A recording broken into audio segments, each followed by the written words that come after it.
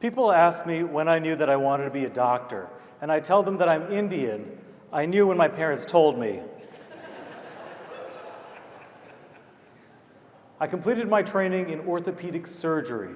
We fix broken bones with power tools. It's great. It's like Grey's Anatomy meets Home Depot meets a little bit of narcissism. It's fantastic.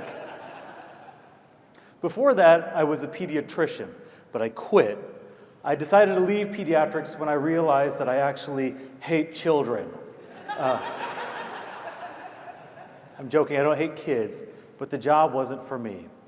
And that brings me to my question today, which is how do we take a new thing, like a job, a hobby, or a relationship, and turn it into a good thing that we want to stick with? Why did I quit one residency, but I finished another?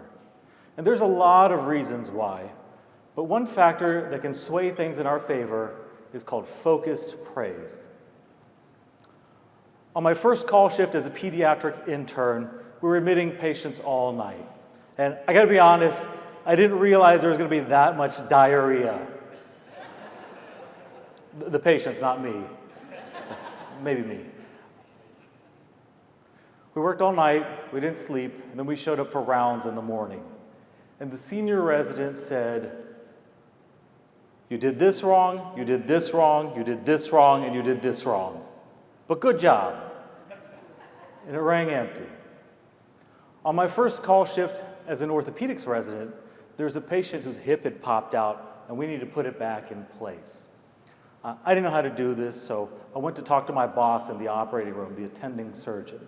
I sheepishly walked into the OR, and I said, "Hey doc, there's a patient in the emergency room with a dislocated hip. Would you like to join me and we can put it back in together?" He says nothing. He doesn't even look at me. So I gather my courage and I try again. I say, "Hey doc, there's a patient with a dislocated hip in the emergency room. Do you have any tips or tricks on how I can get that back in?"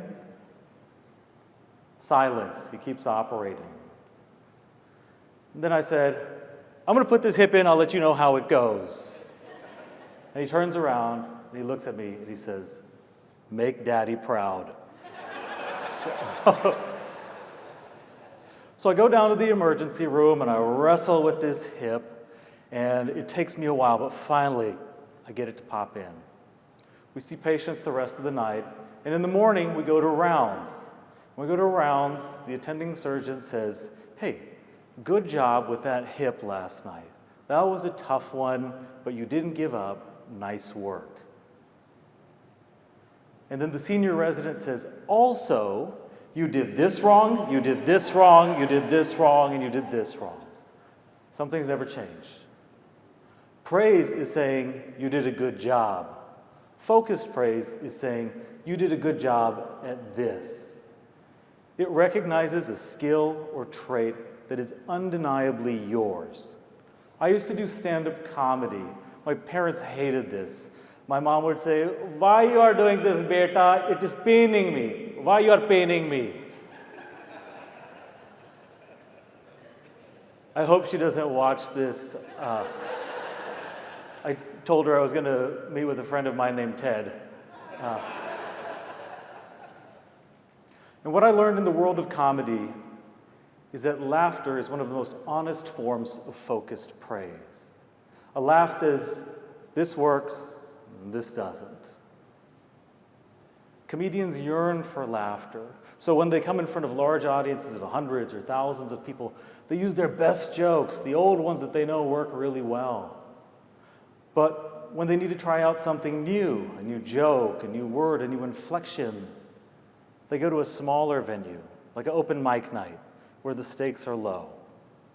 And if you're like me, this makes sense, because public failure, that's tough. But private humiliation, that I excel at. I decided to try another new hobby. This one was music, actually rap music. It's a true story. My mom said, "Please don't do it. Please don't do it." So I did it. My mom doesn't even talk like that. She's like an English teacher.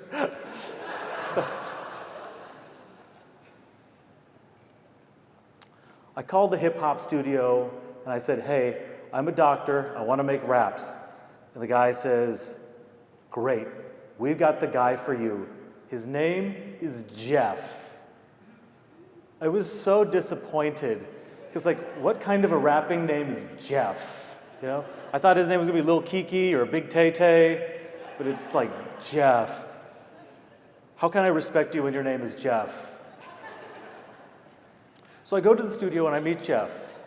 Jeff is this tall, athletic guy, brilliant music producer.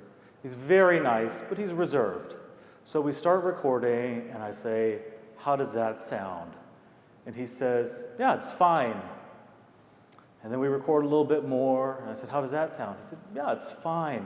And I start having a panic attack because I'm like, I'm not actually doing anything right. He's just being nice to me because I told him that I went to medical school with Dr. Dre.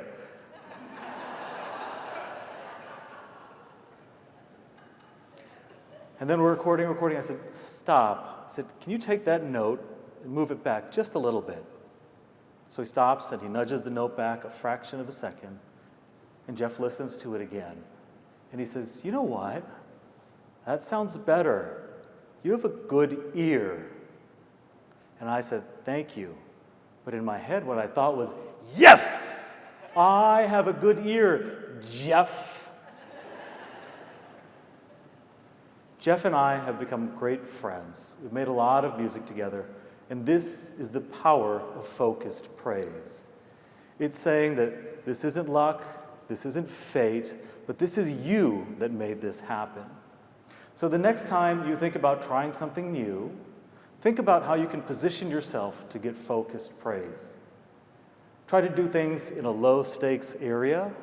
And lastly, if you have the opportunity to give someone genuine, focused praise, then do it, because you have no idea how powerful your thoughtfulness could be. Recently, I gave my old boss, the attending surgeon, a call, and I told him that I'm giving a TED Talk. And he said, Kamran, after all these years, you finally made Daddy proud. Thank you.